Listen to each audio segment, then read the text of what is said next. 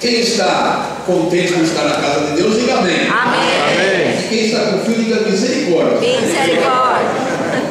Misericórdia, né? É interessante que quando faz esses tempos assim, faz esse tempo frio, eu fico observando a rua de manhã quando eu venho para a igreja. Observe, só tem crente na rua.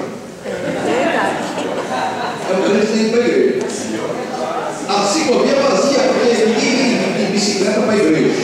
Né? Só que vai, só está na rua hoje de manhã, só estava na rua hoje cedo e ia para a igreja.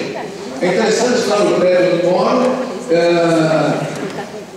os carros estavam todos no lugar.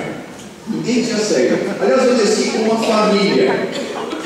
Difícil encontrar lá no prédio, se alguém no elevador, eu desci, estavam indo para a missa. Né? Então na igreja católica também tem crente, né? Ou seja, né? E hoje na igreja também só os crentes que vêm, né? Só porque realmente está muito frio. Nós estamos aqui, né, irmãos? Depois que a gente põe um agasalho, depois que a gente toma um café, não tem coisa mais gostosa do que tomar o café da manhã em um dia frio como hoje, né? Então, estamos aqui na casa do Senhor e mais do que o café, nós vamos tomar da ceia do Senhor. Essa ceia mesmo, e a viva, né? Então, vamos abrir nossas Bíblias, amados. No livro do profeta Isaías 45, Isaías 45, 22.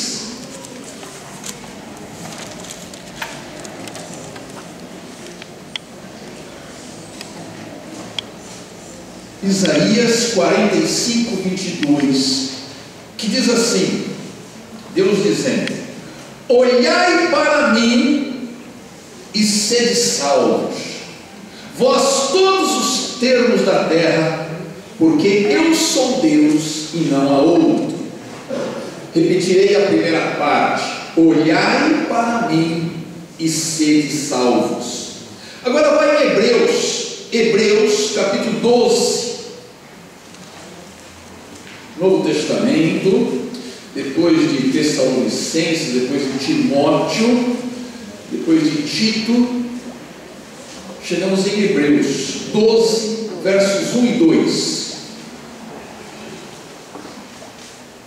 Diz assim, Hebreus 12: portanto também nós, visto que temos a rodear-nos tão grande nuvem de testemunhas, desembaraçando-nos de todo o peso e do pecado que tenazmente nos assedia, corramos com perseverança a carreira que nos está proposta, olhando firmemente para o autor e consumador da fé, Jesus.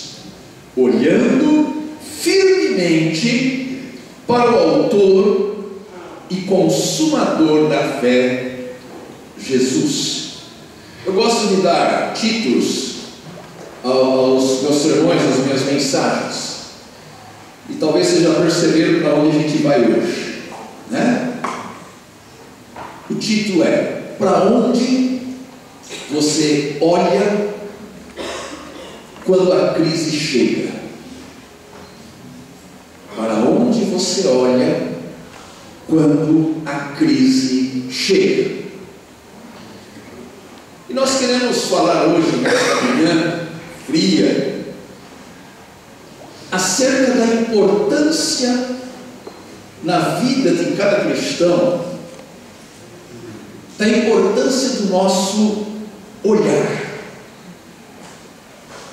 E a Bíblia, ela fala acerca disto, Jesus fala acerca disto,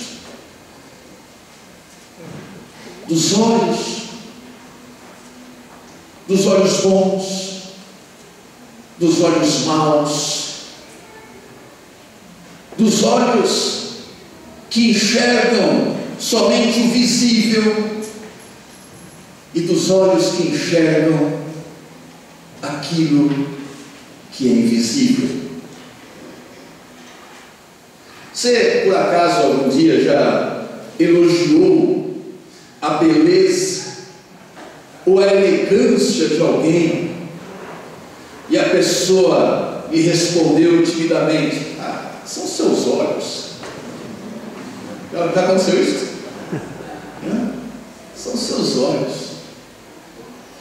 Pois a pessoa que respondeu isto estava totalmente certa.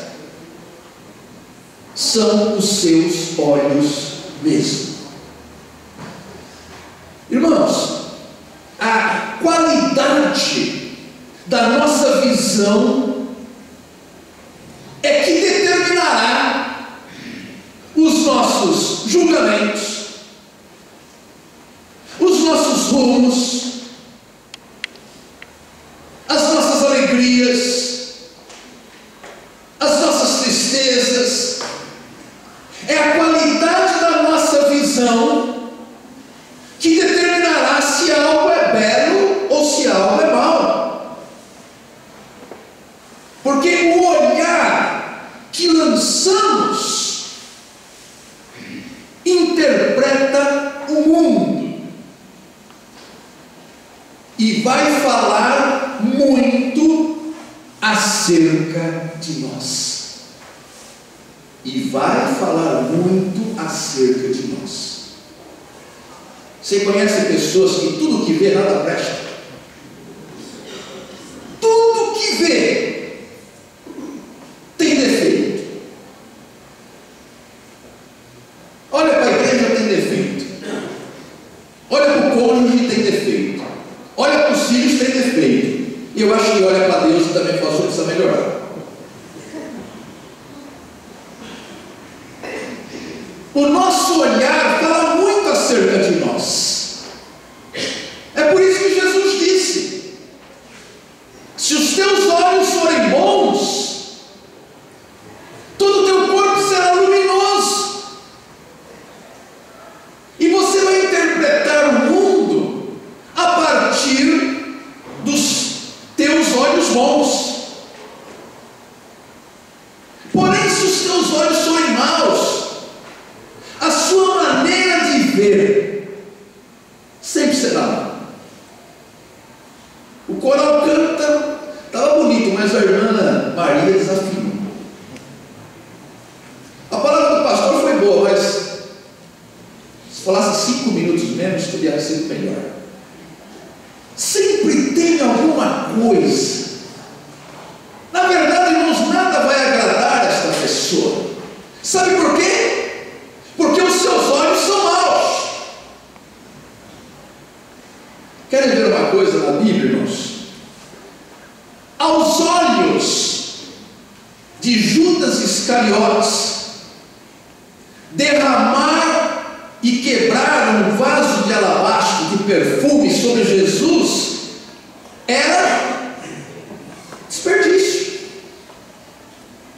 Aos olhos de Mical, esposa de Davi, o seu marido fez papel ridículo lá na janela, olhando, olhos maus, olhando o seu marido Davi dançando e adorando diante da arca.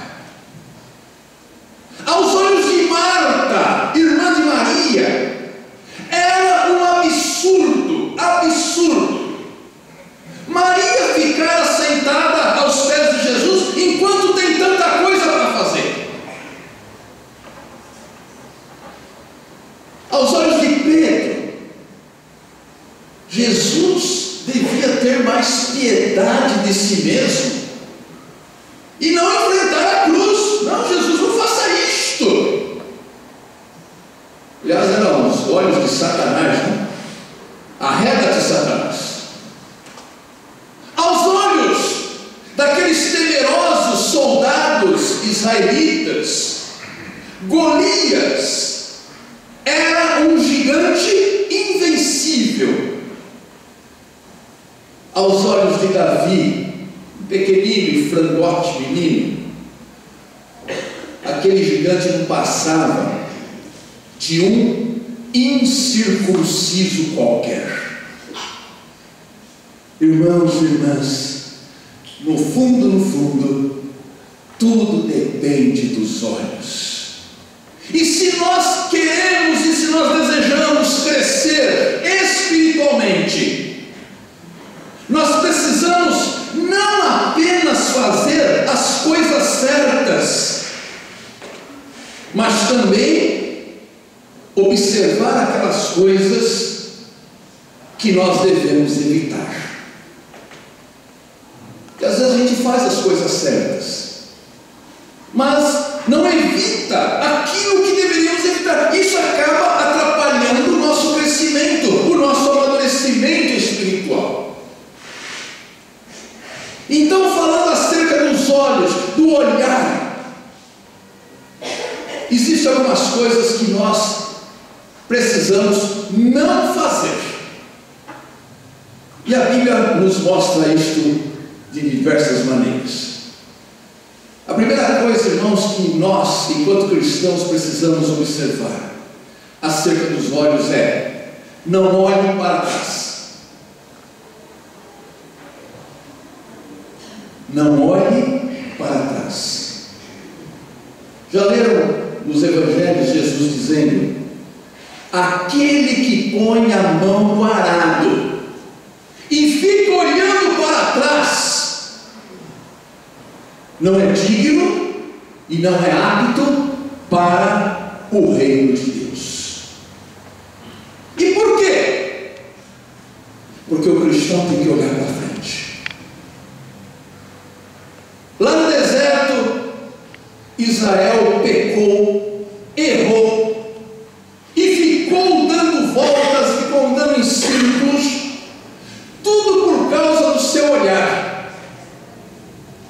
O povo de Deus no deserto, ao invés de olhar para a terra prometida, ao invés de olhar para Canaã, que aliás, irmãos, é uma distância muito pequena entre Egito e terra prometida, e passaram ali décadas porque olhavam para trás. Lá na epístola que Paulo escreve aos Gálatas, Paulo diz assim que os irmãos lá da igreja da Galácia estavam caminhando bem no Evangelho, mas de repente alguns irmãos judaizantes começaram a colocar minhoca na cabeça deles, para eles estarem buscando lá no judaísmo valores e formas de vida, de fé, ao invés de olhar para Cristo. E Paulo escreve assim para eles: vós corrieis bem, quem vos impediu de obedecerdes à verdade? Os irmãos Gálatas estavam indo muito bem, porque Paulo estava ali pregando Cristo, pregando essa nova aliança, pregando o véu rasgado, pregando todas as coisas maravilhosas que há no Evangelho. Aí vem alguns irmãos e começam a dizer: tem que olhar para trás. Exatamente, irmãos, o que está acontecendo nos dias de hoje. As igrejas estão se tornando judaizantes. É bandeira de Israel, é menorá, é tantos símbolos. Eu não tenho nada contra símbolos, não, irmãos, mas a gente tem que ter os símbolos adequados.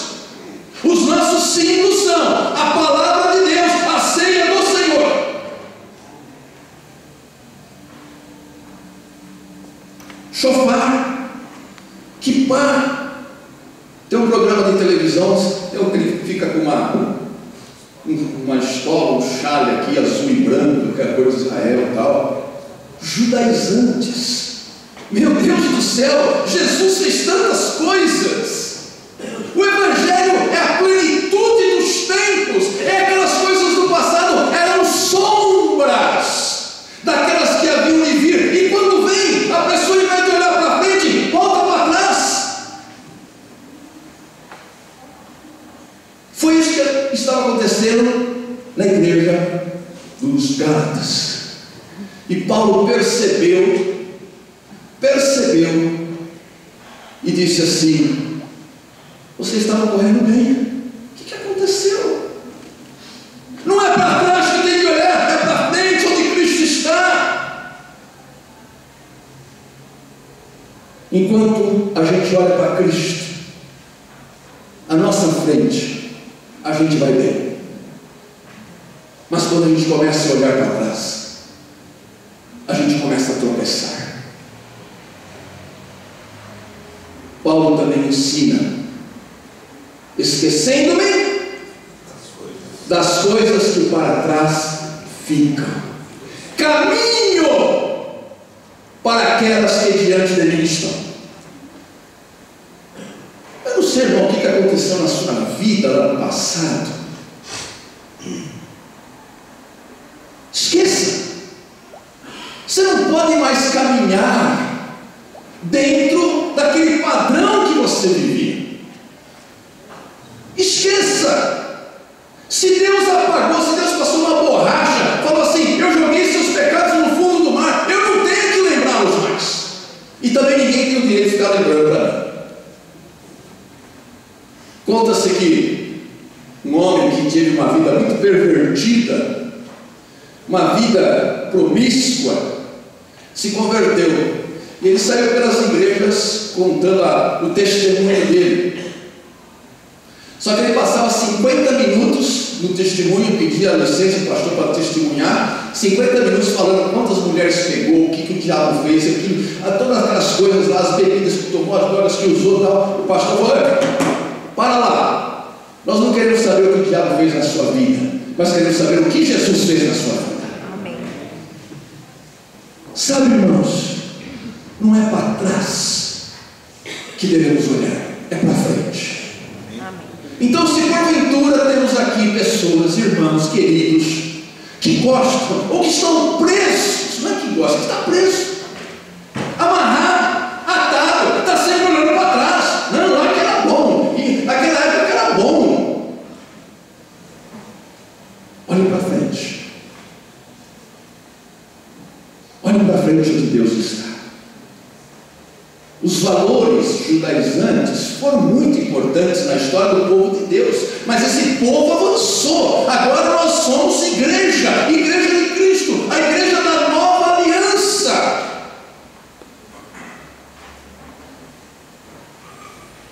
Um segundo problema que devemos observar: não olhe para as circunstâncias.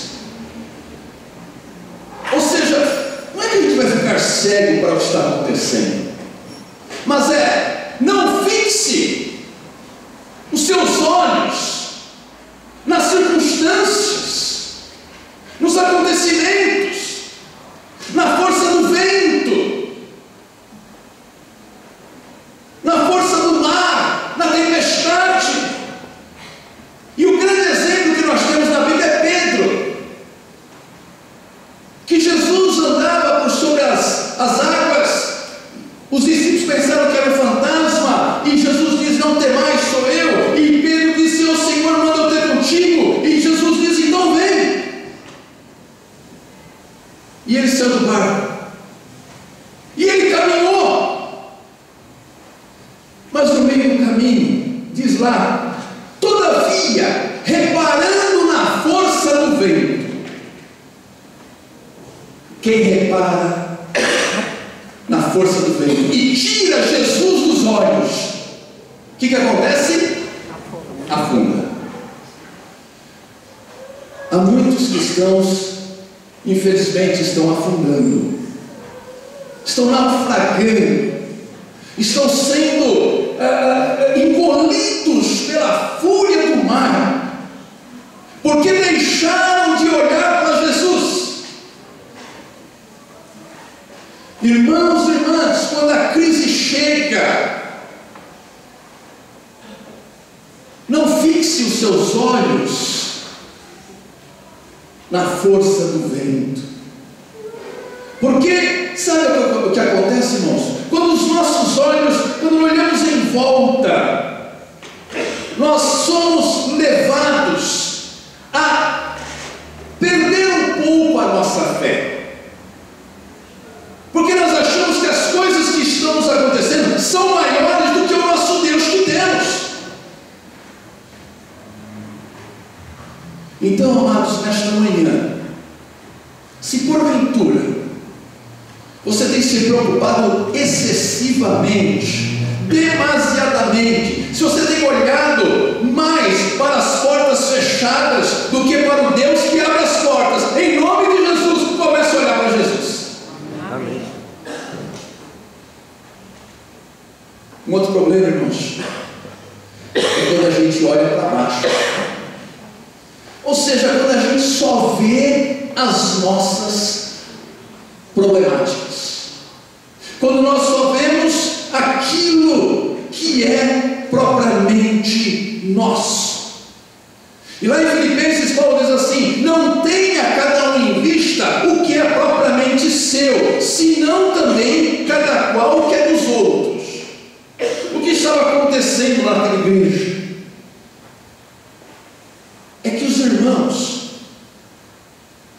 deixaram de olhar para as necessidades do seu próximo, e com isto correram o risco de perder a comunhão com eles.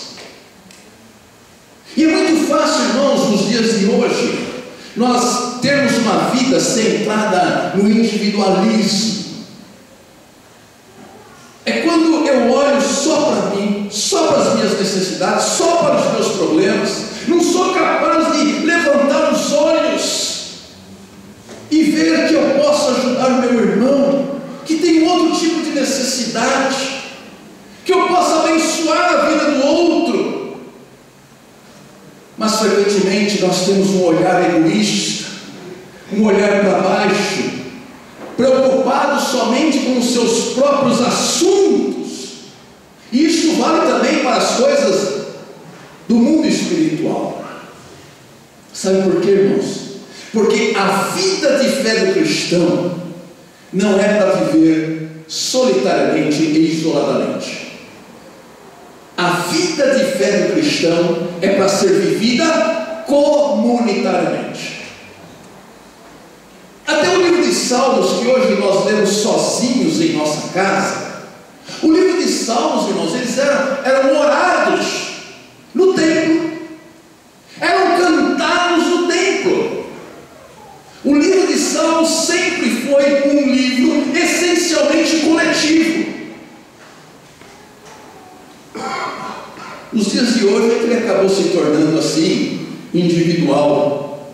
Mas cuidado, irmão, se você olha muito para as suas necessidades, você perde a comunhão, que é um dos aspectos mais importantes na vida da igreja cristã. No livro de Atos fala muito a respeito da koinonia, que é esta comunhão do povo de Deus. Quando você liga a televisão, você veja alguns programas, cada um está lá, ninguém conhece quem está do seu lado, e se você perguntar, você conhece quem está na sua frente, do seu lado? Não sei, não me interessa, não quero saber, eu vim buscar o meu. A pessoa está preocupada consigo mesma tão somente. E já não é igreja, porque igreja precisa de comunhão. É ajuntamento de pessoas que vão no mercado da fé buscar bens. Isso não é igreja, porque a igreja de Cristo pressupõe em primeiro lugar comunhão. E para eu ter comunhão, eu preciso olhar para o outro, conhecer o outro, amar o outro, preocupar-me com o outro, servir ao outro. E com isso, irmãos, enquanto a gente olha para o outro, Jesus olha para nós. Enquanto você faz algo, estende a mão para o outro, Jesus está na mão para você. Finalmente, há um outro problema a respeito do olhar, também muito comum: olhar para dentro. Irmão, pare de olhar para dentro. O que nós estamos procurando dentro de nós? O que vamos encontrar? O que de bom haverá dentro de nós mesmos? Paulo dizia assim: eu sei que em mim não habita bem nenhum. Romanos 7:8. Eu sei que em mim também eu não tenho respostas. As respostas, irmãos, não estão estão em nós. Isso aí é humanismo. Existe na filosofia uma forma de ver a vida chamada humanista. No humanismo, aliás, é muito bonito o humanismo, tem até sua beleza, mas o humanismo exclui Deus e diz: a resposta está em nós. Nós temos as respostas. Aliás, basta ver nos últimos séculos as respostas que o homem tem dado a muitos problemas, e ao invés de melhorar, tem piorado. Amados, a resposta não está em nós, a resposta está em Deus. Interessante que até os magos que vieram do Oriente, eles olharam para cima nas estrelas para buscar o caminho. Na verdade, estavam olhando para o alto. Eu tenho uma mensagem que se chama: na noite escura, a resposta vem do alto, que eu uso o texto dos magos vindo do Oriente. Irmãos e irmãs, não é em mim que eu vou encontrar respostas. Aliás, uma pessoa que está toda hora olhando o seu próprio pulso e tomando a sua temperatura, toda hora, todo dia, toda semana, não está saudável, está doente. Porque quem está saudável nem lembra que tem pulso, nem está preocupado com temperatura. Mas nós, irmãos, precisamos olhar para o alto, não é dentro de nós. Martinho Lutero tinha um companheiro de luta chamado Melanchthon, era um dos colaboradores dele, e Melanchthon constantemente ele entrava em depressão. Ele ia até Lutero, e Lutero falava: olha para Deus. E o tempo passado, depois Melanchthon vinha lá novamente e tal, até que um dia Lutero se encheu daquilo e disse assim: pare de olhar para você e olhe para Cristo. Sim, amados, não é dentro de nós que vamos encontrar respostas. Porque se eu estou doente, se eu estou desequilibrado, se eu não vejo as coisas com certeza, se eu sou míope de visão, que tipo de resposta eu terei? Então, na crise, olhe para Deus, não para você. Me desculpe, mas as suas respostas estarão repletas de enganos e distorções, porque a nossa visão é distorcida. A nossa maneira de ver as coisas é distorcida. Às vezes a gente enxerga um pouquinho mais do que os outros, e quando vamos aconselhar, se a pessoa está tendo essa visão distorcida, ela acha que aquilo que ela está vendo está certo. Eu digo: irmão, olha aqui, ó, não é assim. Mas a visão dele é. Vamos olhar para o alto. E finalmente, irmãos, a maneira correta de caminhar: olhar para Deus, olhar para cima. Jesus é o autor e consumador da nossa fé, e eu sou chamado a olhar firmemente para este autor e consumador da minha fé. Não é mais o que está atrás, não é mais o que está em volta, não é mais o que está dentro de mim, mas é o que Jesus mostra para nós. É um exercício de fé. É um exercício de fé, irmãos, deixarmos de olhar para trás, para as circunstâncias e para dentro. Porque nós queremos muito isso. Nós queremos nos apegar a essas coisas, porque imaginamos encontrar essas coisas respostas.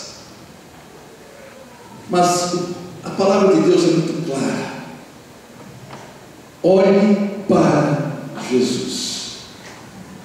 Às vezes nós ficamos muito focados nas coisas que vemos, Mas todos que estão aqui, eu creio que conhecem a palavra de Paulo aos Coríntios, capítulo 4, quando ele diz assim: não atentando nós nas coisas que se veem, mas naquelas que não se veem, porque as coisas que se veem são temporais, e as que se não veem são eternas. Portanto, amados, nesta manhã, a igreja não é consultório oftalmológico, mas eu quero que você volte para casa enxergando melhor. Amém. Eu quero que você volte com os óculos da fé regularizados. Aliás, de tempos em tempos a gente tem que ir no oculista, né? Que o óculos não está dando mais para ver. Talvez hoje você venha com o seu óculos descalibrado, sujo. Aí você ouve essa palavra, não do pastor Daniel, mas a palavra que vem do Espírito Santo de Deus para você. Calibre os seus olhos. E na crise, e na dúvida, e na dor, olhe para Jesus. Quero terminar. Abra na sua Bíblia com o Salmo 123, versos 1 e 2. Gosto muito desse salmo e eu quero repartir com os irmãos e terminamos assim nossa palavra. Salmo 123, versos 1 e 2.